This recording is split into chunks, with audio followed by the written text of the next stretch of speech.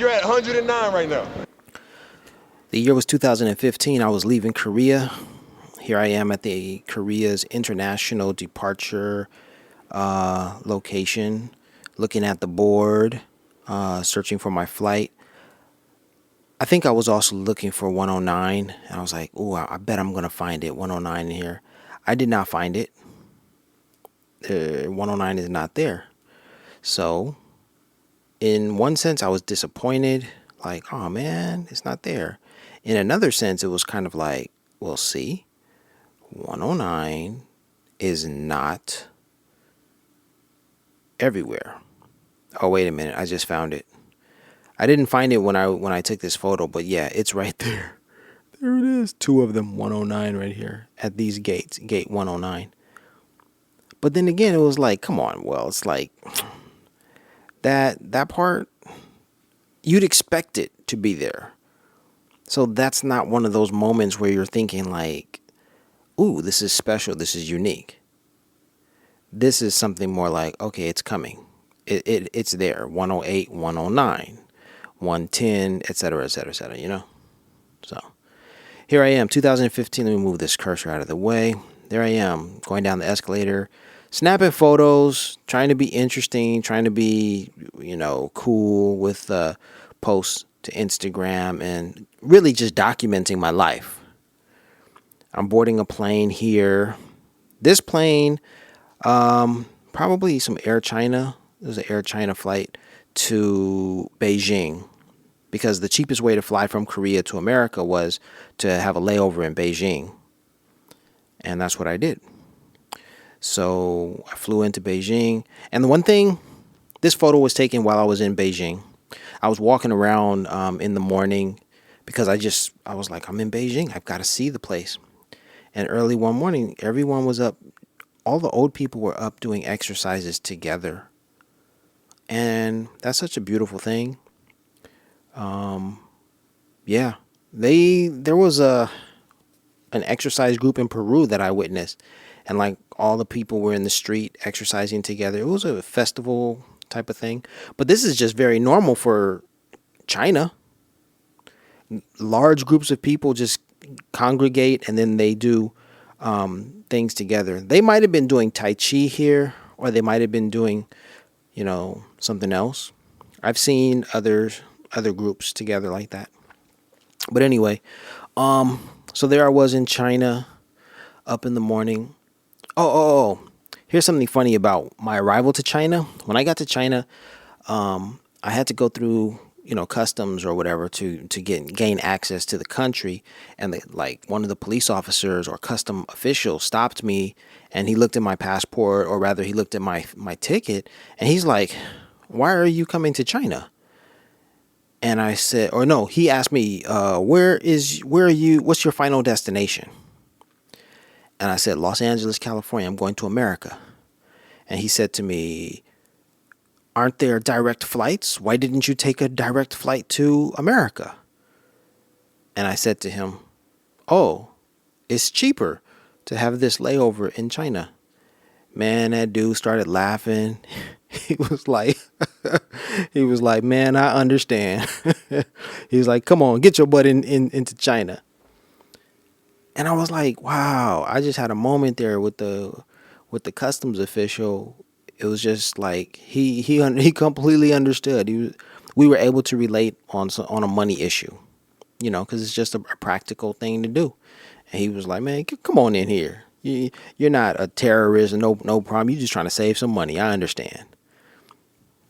So I'm walking around Beijing, snapping photos and stuff, doing the spy thing per my assignment, because I'm a spy. No, I'm not a spy. No. Yeah, but that's what his job was to do, figure out who's the spy, who's coming in, and all that kind of stuff, I stayed at the local hostel, which is not far from the Forbidden City. So I knew the terrain. I had been in Beijing before, and I was only on a layover. So from what I understand, or rather what I understood at that time, they have a 72-hour visa. So if you're en route to another country, you can enter China. You can stay in China for 72 hours at most. you know, and they will grant you the visa upon arrival. So that's how I gained access to China without a visa, or rather, without registering for a visa before I arrived. You dig? I stayed in Beijing, so I knew the terrain. I had been there before. I actually had a visa in 2015, and this was not a trip to China where I was using that visa. As I stated, I was using the 72-hour visa. So anyway, I knew the terrain, so I walked around and I went to the Forbidden City to take some photos. It was cold, a little bit of ice on the moat around the Forbidden City. So that's what you see there. And just enjoying my time. It was like a 19-hour layover or something like that, 16 to 19 hours. Just getting the most of the experience. Snapping these little photos and all. The Forbidden City. Yup. It's huge. It's huge. And you just walk and walk and walk. So make sure you have comfortable shoes on. I remember when I went to China, I was wearing the Kobe Bryant shoes at that time, and they were like uncomfortable. The thing about it was, yeah, you could wear those Kobe Bryant shoes for style, and you could wear them for about an hour doing whatever. But when you have to start walking in them and walking for long, great distances and for a long amount of time, well, then you discover they're not as comfortable as you initially thought they were. So definitely wear comfortable shoes when you go to Beijing, because you're going to be walking a lot. That place is huge. So I'm just snapping photos, documenting the morning that I was there in Beijing, snapping photos. Just happy to be out of Korea. Not that Korea's not that I didn't enjoy being in Korea, but I needed some a change of pace. And I was going back to Los Angeles, going back to LA, so this was a nice change of pace just to see China like this. Like, wow. Just kept walking, snap a photo, see the military there, go into the Forbidden City, see what I can see, snap some photos. Everything is big, big, big, big, you dig? People entering and looking around.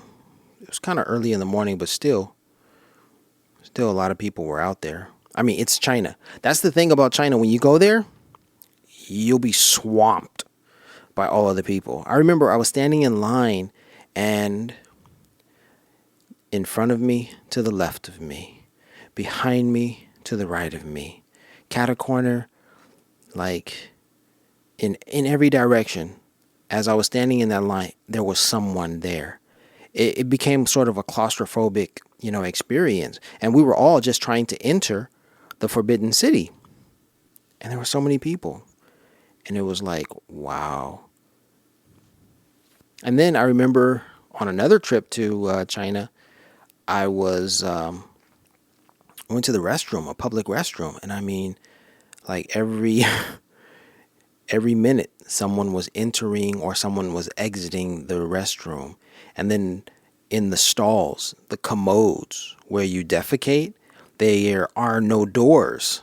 So people just walk right in, drop their drawers, their pants, and then squat, do their flush, wipe, and move on. And yeah, it's like, and people are just standing in line waiting to do that next. It's like, what? Yeah, China is bizarre in that way. Billions of people. It's just, wow. So I was snapping some photos. I was trying to be creative with that photo. Like, let me get let me show how large, expansive this area is. Let me do the panoramic. So there I am, standing there, snapping some photos and stuff. The Chinese, you dig? Early morning. Then I use this picture at some point, maybe on Instagram, or perhaps for this video, I'll use this. Perhaps I will. I'll have to, let me see if I do that right now. Yep. something like this. Beijing, China.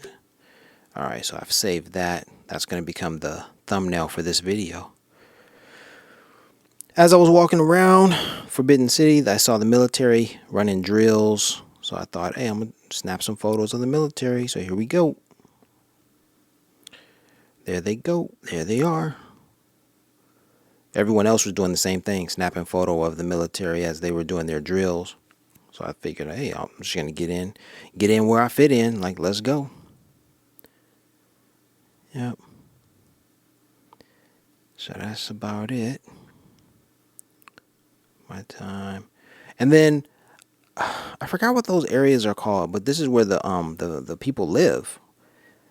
And it's the traditional homes. And so I noticed the brick wall looked kind of artsy fartsy. And like even this, all the bicycles and the motorbikes, they just look really artsy, really stylistic. So I decided to take this photo. Took another one and another one. This might be the best one here. And then that wall just with the crumbling, with the peeling paint, that looks awesome. What is it? Hutong? These homes, like the community, the Hudong, I don't know. This woman was walking down the corridor. I thought that was an interesting shot. There it is, empty. Downtown Beijing. The big what is it? Not supermarket, but the gallery, malls and stuff like that with the big Prada and things, and got the little panorama going on with this shot. Early morning, dudes on a bike. This photo didn't.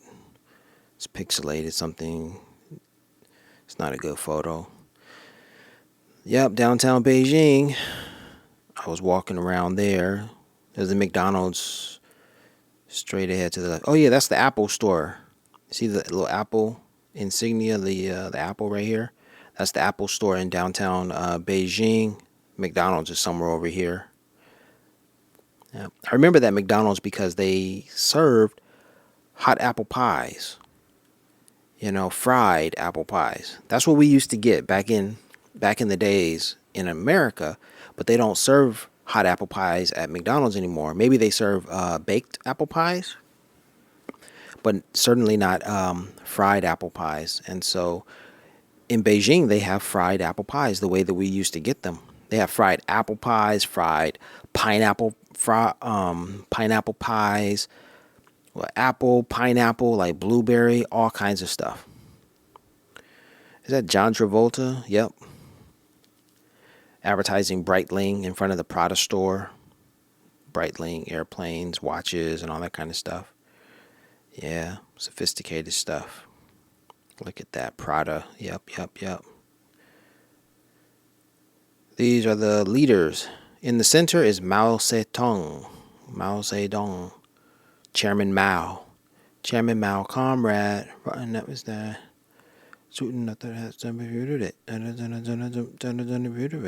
a little Diggable Planets reference there, or a Chairman Mao reference in a Diggable Planets lyric. But I don't know exactly what Diggable Planets was saying because just, man, all of their lyrics just went over my head. But I know they said Chairman Mao. That's him in the center. So the other dudes probably just, some great Chinese leaders. They have their pictures up. This woman's taking pictures of the leaders while I'm taking pictures of the lady taking pictures of the leaders. Like a postmodern sort of thing, I guess. Taking pictures of the people, taking pictures of the people of the pictures, of the people in the pictures. This is like the local cinema, the theater, movie theater. I noticed on separate trips that the same movie that was playing when I went, several months before was still playing. And I thought that was kind of odd. But yeah, I did notice that. That movie right there, the fireman movie with that fireman right there. Yeah, see those? See him? Yep, the fireman dude. Yep. I was just taking photos. The fireman, see? The Fireman, dude. Yep. Yep, the fireman. Look, 119. So it's reversed in China. It's 119. It's not 911. Why couldn't it have been 109? That'd have been awesome. But no. Again, I wasn't looking for 109. I wasn't looking for it. I was just enjoying my life in China. Like, yo, check this stuff out. I took a lot of photos of this. Yeah, look, another one. And another one. All right, so this is the subway in China. Getting a little panoramic view just to be like, hey, let me show what's going on here. Huh. Oh yeah, I was playing with the phone. I mean, playing with my camera. So it actually wasn't dark, but this was just me playing with the settings. I didn't know how best to take the photo. You know, that's one of the reasons why I didn't create a YouTube page or YouTube channel when I was in Korea, because there were so many technical aspects that I just couldn't work out the kinks. And so I just, gave up. But you know what I did? I was ahead of the game, because when I was traveling, I would record like 30-second clips of things that I thought were interesting. And then I would upload them to YouTube. Just 30 seconds. I remember I saw a mosquito on the window while I was traveling on a train in Beijing. And so I pointed the camera to look out the window. Meanwhile, as you're looking out the window, you can see the mosquito on the window as well. So all of that I recorded for about 30 seconds, and then I uploaded it to YouTube. So basically, my YouTube channel consisted of like 30-second clips from various countries that I traveled to. And the other thing about the 30-second clips, why it was so appealing or so attractive, is because 30 seconds doesn't take up a lot of space on your camera. And there's no real reason for you to like edit the video either. You're just showing someone a clip for like 30 seconds. I have other clips. Like if you look at my YouTube channel and you search for different countries, you might find that I've posted a video taken in that country and it's less than a minute long. For the Philippines, I know I have that. I have a video like basketball in Philippines.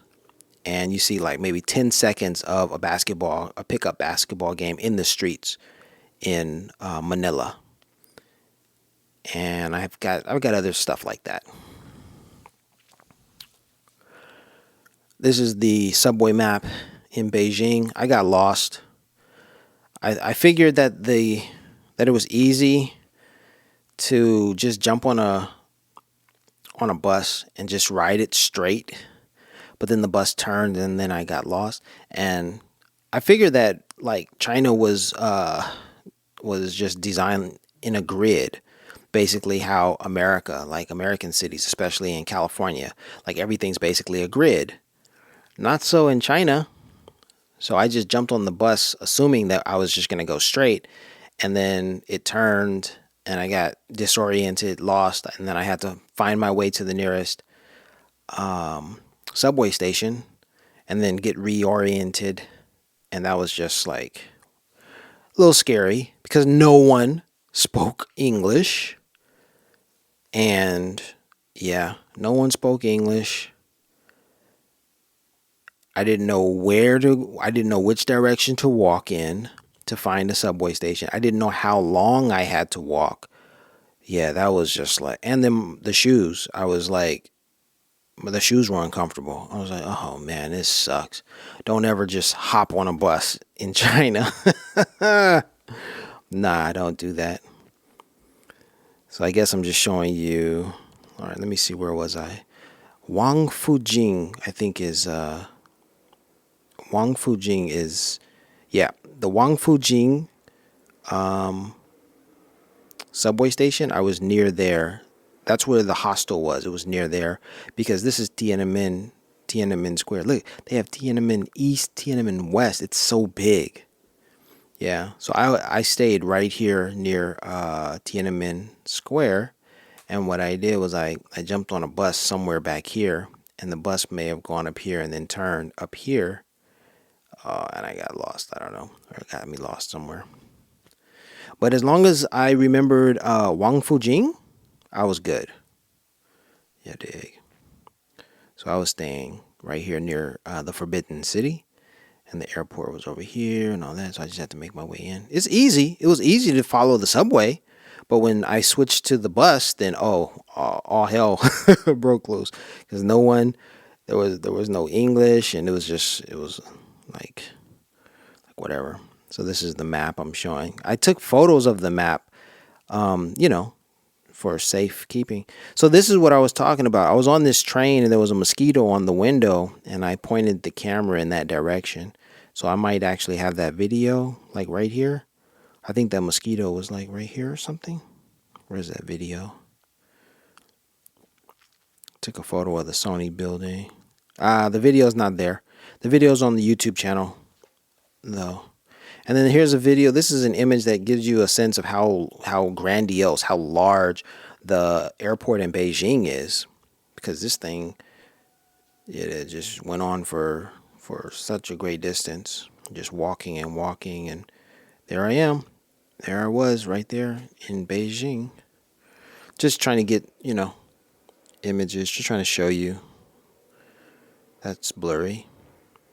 And then I was back at the airport, waiting for my flight, early morning flight. I got on the plane, Air China flight. The thing about it is there was condensation.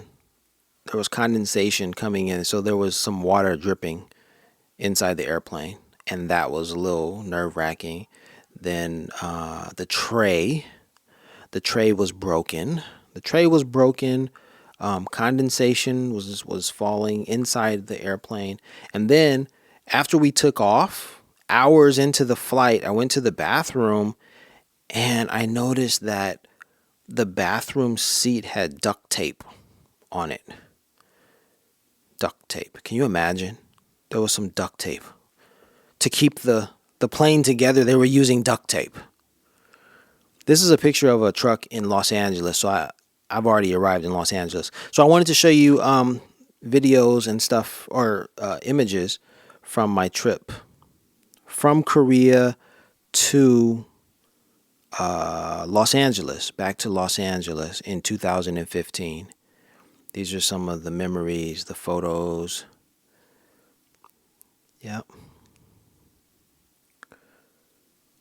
So this is winter.